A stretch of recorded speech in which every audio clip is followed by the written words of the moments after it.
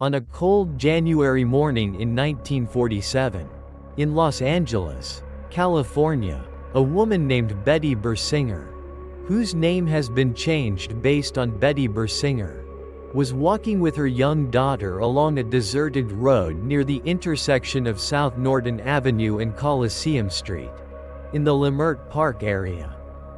This area was an empty lot, full of weeds and bushes, used as a shortcut between two streets. The morning air was quiet.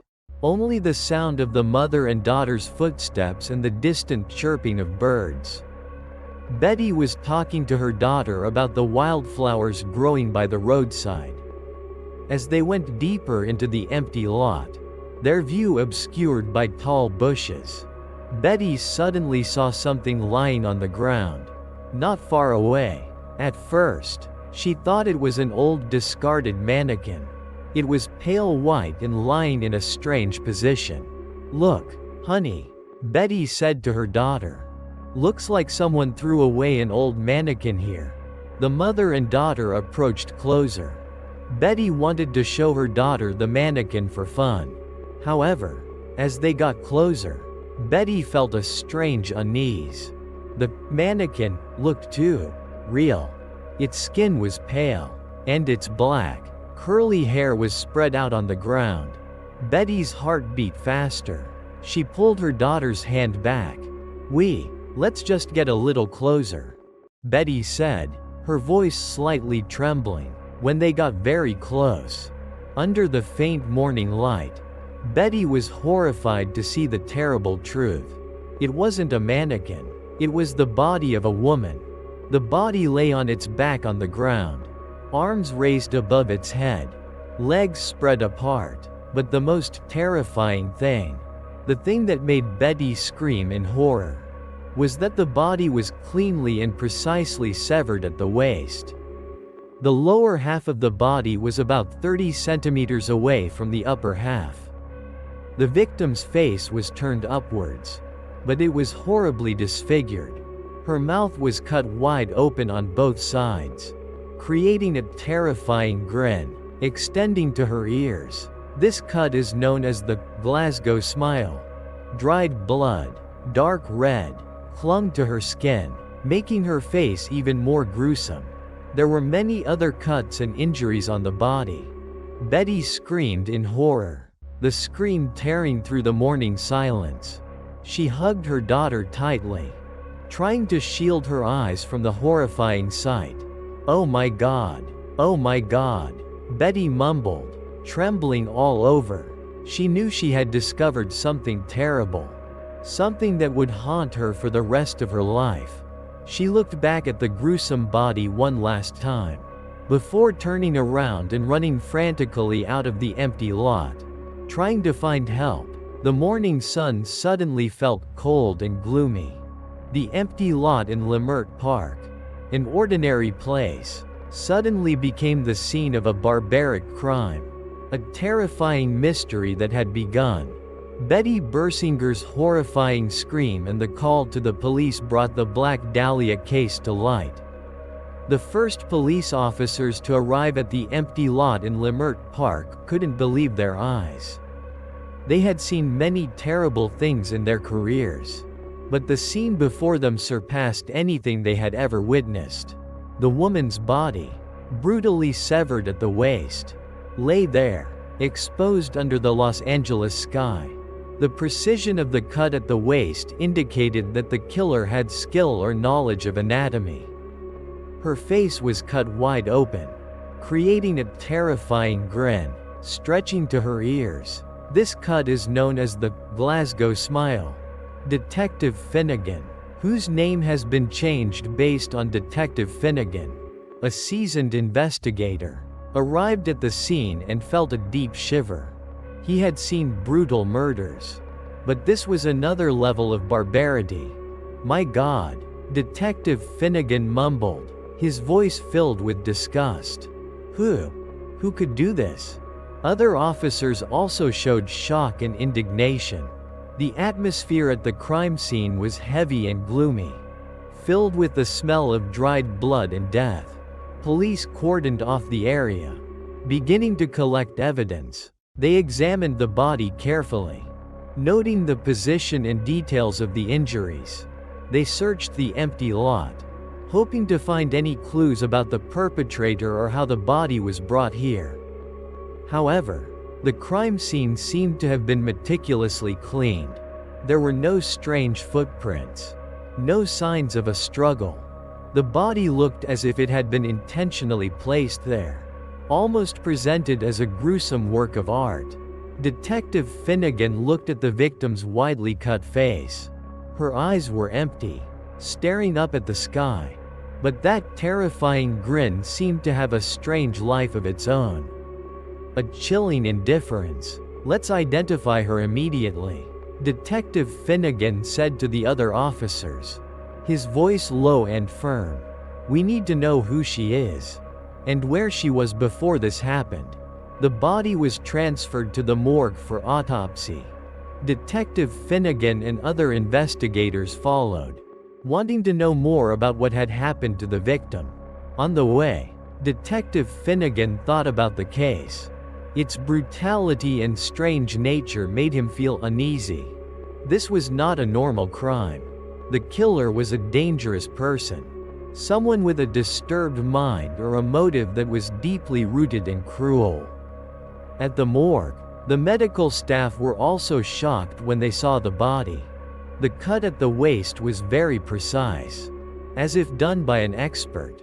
The cuts on her face also showed intent and cruelty. Detective Finnegan knew this case would not be easy to solve.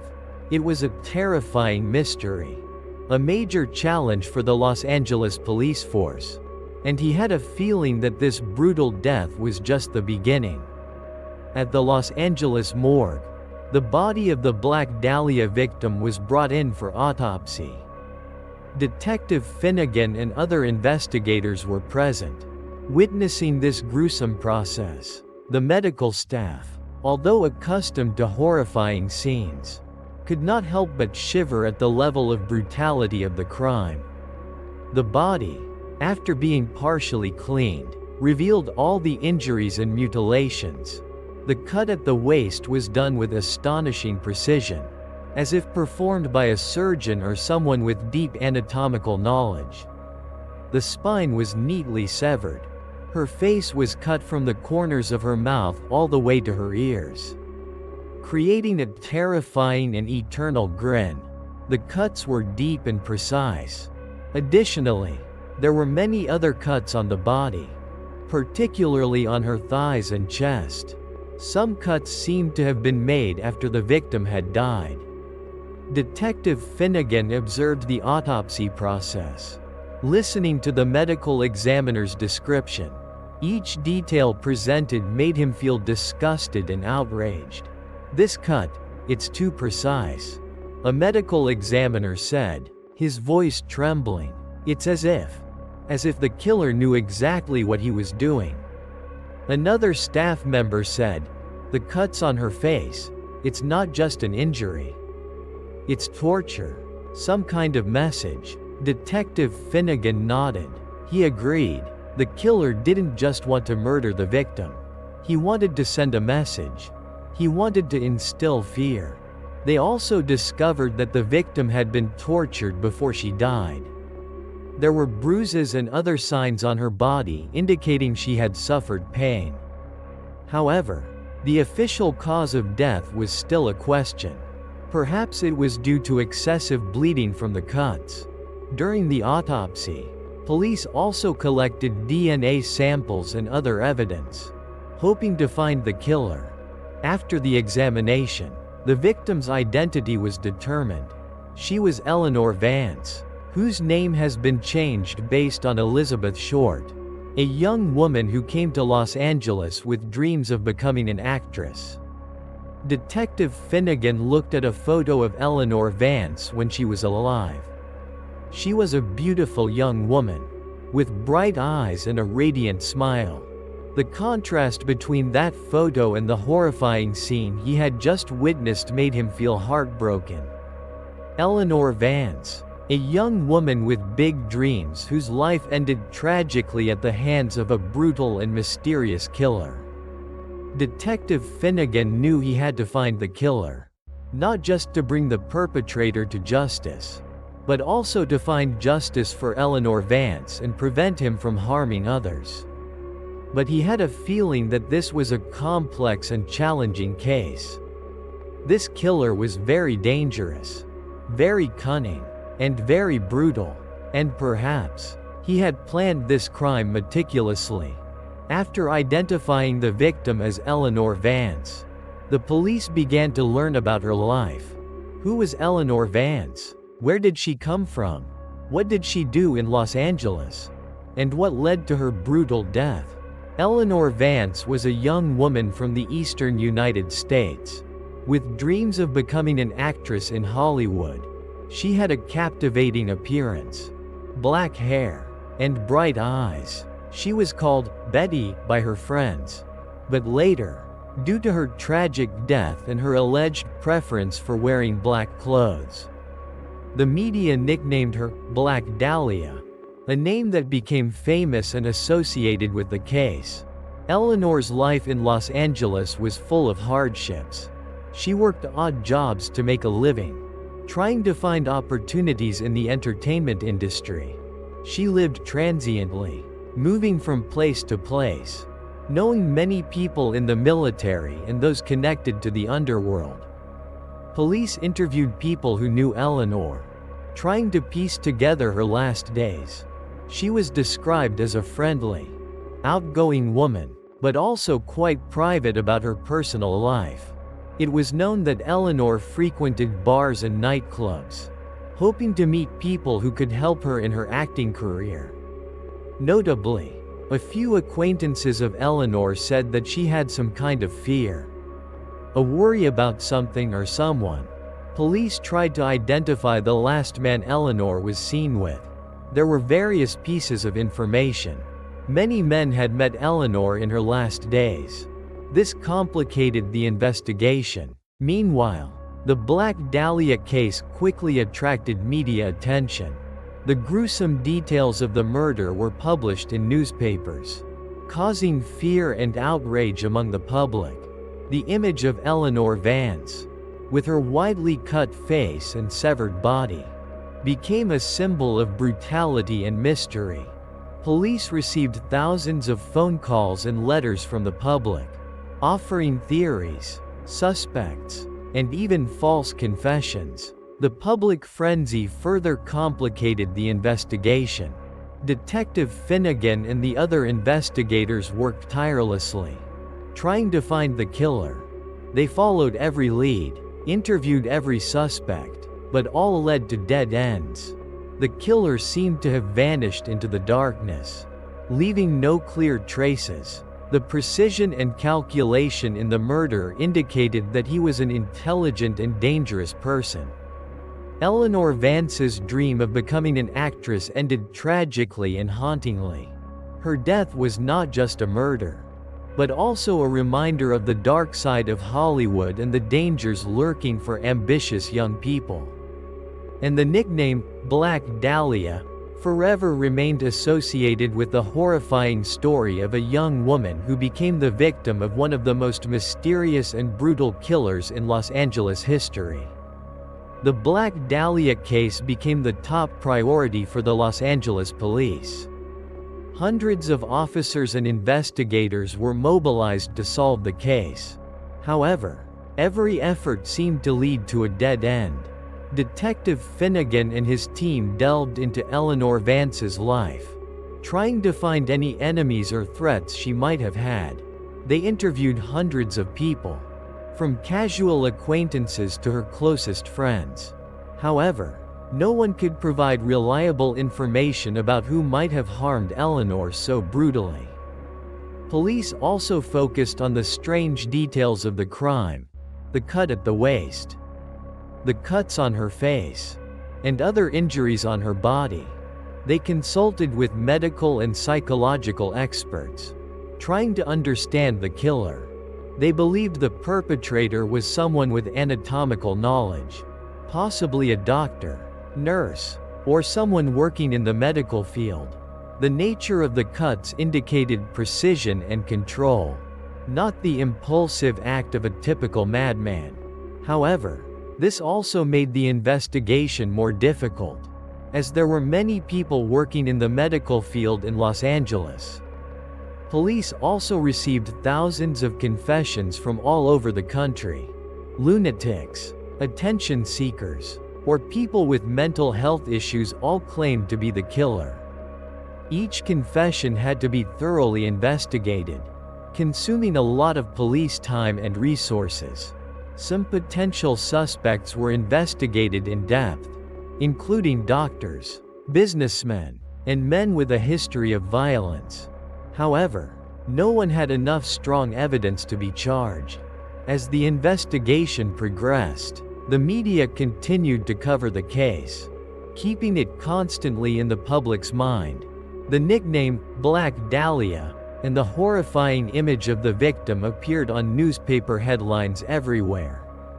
Creating a collective obsession, police felt increasing pressure. They knew the whole world was watching this case, hoping they would find the brutal killer. However, the perpetrator seemed to have planned everything carefully. He left no clear traces at the crime scene. He vanished into the darkness of Los Angeles, leaving behind an unsolved mystery. Despair began to creep into the investigation team. The more they investigated, the more they realized that this killer was very dangerous and very difficult to catch. The empty lot in Leimert Park, where the body was found, became a terrifying location in the minds of local residents. They believed that the place still carried an evil energy, a reminder of the crime that had occurred.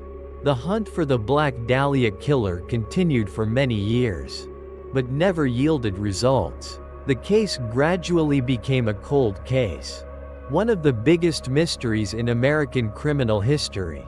And the ghost from the empty lot, the image of Eleanor Vance with her widely cut smile, forever haunted Los Angeles. The Black Dahlia case became a labyrinth of suspects and theories. Hundreds of people were suspected, from casual acquaintances of Eleanor Vance to influential figures in Los Angeles society. However, no one had enough evidence to be charged. One of the most famous suspects was George Hodel, a prominent doctor in Los Angeles. His son, Steve Hodel, a retired police detective, believed his father was the Black Dahlia killer. He presented notable evidence, including photographs of a woman resembling Eleanor Vance found among his father's belongings, and other clues related to the case. Steve Hodel believed his father had anatomical knowledge and could have committed the murder so brutally. He also claimed his father had a dark side, a hidden madness. However, George Hodel died before these accusations were publicly made. Another suspect was Norman Chandler, the media magnate of the Los Angeles Times. This theory was based on his significant influence and ability to cover up his crime. However, there was no concrete evidence linking him to the case. There were also many other suspects, including doctors, lawyers, businessmen, and even people connected to the underworld. Police investigated each one, but all led to dead ends.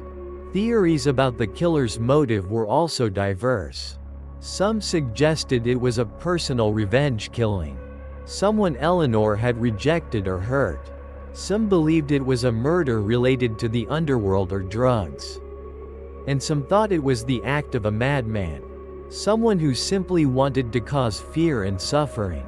The precision of the cut at the waist and the cuts on her face led many to believe the perpetrator was someone with anatomical knowledge or a particularly disturbed mind. Some theories even suggested the killer could be a woman.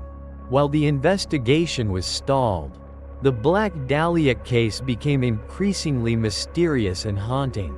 Eleanor Vance's widely cut smile became a symbol of the unsolved brutality. Detective Finnegan, even in retirement, could not forget this case. He spent many years afterward thinking about it, trying to find an explanation, some clue he might have missed. He believed the killer was still alive, hiding in the shadows of Los Angeles, perhaps following the case developments and mocking the police's inability to catch him. The truth about the Black Dahlia case remains hidden, lurking in the network of doubts, theories, and unrevealed secrets. And Eleanor Vance, with her shattered dreams and brutal death, remains an unanswered question, a soul that has not found peace. The Black Dahlia case was not just a murder, but also a cultural phenomenon. The nickname, Black Dahlia, and the horrifying details of the case went down in history, becoming one of America's most famous true crime stories. Eleanor Vance, the ambitious young woman, did not achieve her dream of becoming an actress, but her name became immortalized, linked to one of the most gruesome cases. The price of this fame was too high. The savagery of the murder and the prolonged mystery have made the Black Dahlia case the subject of countless books, documentaries, movies, and television shows. People are still drawn to this story, trying to find the solution to the killer's mystery. Detective Finnegan and the other investigators involved in this case had to live with the horrifying memories of what they had witnessed. The case haunted them for the rest of their lives, affecting their personal lives and careers. They knew they had done their best, but the killer was too clever and too lucky. The fact that the perpetrator was never caught makes many people feel uneasy. The Black Dahlia killer is still out there, hiding in the shadows, perhaps having committed other crimes, or simply living a normal life, carrying a gruesome secret within him. The empty lot in Leimert Park, where the body was found, still exists, but it has changed. New buildings have been constructed around it. However, in the minds of many, that place will forever be the scene of a horrific crime. The story of the Black Dahlia is a reminder of the brutality that human beings are capable of. It is a warning about the dangers lurking for ambitious young people who come to Los Angeles with big dreams. About the dark side of Hollywood, the case also shows the police force's helplessness when facing a clever and careful killer. Despite extraordinary efforts, without a bit of luck or a crucial clue, the case might forever remain a mystery. Eleanor Vance's widely cut smile became a symbol of senseless brutality and the prolonged mystery. It is a reminder of an unfortunate soul who perished brutally and has not found justice. And the story of the Black Dahlia continues to haunt Los Angeles, like a ghost from the past, reminding everyone that the darkest secrets sometimes still hide in the shadows, waiting to be exposed. The price of fame. Eleanor Vance achieved immortality, but it is an immortality linked to one of the most gruesome murders in history. An immortality that no one would wish for. More than 70 years have passed since that fateful day in January 1947. But the Black Dahlia case remains one of the biggest unsolved mysteries in American criminal history. The killer still lurks in the shadows. His identity is still an unanswered question. Despite hundreds of suspects and thousands of theories, no one has been definitively linked to the brutal murder of Eleanor Vance. Physical evidence is scarce, and the crime scene appears to have been meticulously cleaned by a clever and careful perpetrator. The investigation faced countless difficulties, from the lack of clear leads, the frenzy of the media and the public, to the influx of false confessions that diluted the investigation. Detective Finnegan and others spent many years trying to solve the case, but ultimately had to accept the truth that they could not find the killer. However, the Black Dahlia case never truly closed. It continues to haunt Los Angeles, haunt those interested in true crime, and haunt those who believe justice needs to be served. Stories about the case are still recounted, analyzed, and dissected in online forums, podcasts, and documentaries. People are still searching for a new clue, a new perspective, hoping to unveil the secret. The nickname, Black Dahlia, has become a part of popular culture, a symbol of unsolved brutality and terrifying mystery. Eleanor Vance's widely cut face is a haunting image, a reminder of the barbaric crime that occurred. The truth about the Black Dahlia killer will probably never be known. He succeeded in concealing his identity, turning his case into an eternal mystery. However, the story of Eleanor Vance, of her shattered dreams and brutal death, will never be forgotten. She is a reminder of the dangers hidden in the shadows and the terrible price of brutality. And perhaps, somewhere in Los Angeles, the killer is still alive, or his spirit still lingers, carrying the darkest secret. The Black Dahlia case is forever a big question mark in criminal history. A warning about the existence of evil and the human capacity to commit crimes beyond imagination. If you enjoyed these true horror stories, don't forget to hit the subscribe button on the channel to follow our latest videos. We will bring you more terrifying and haunting stories. Thank you for listening.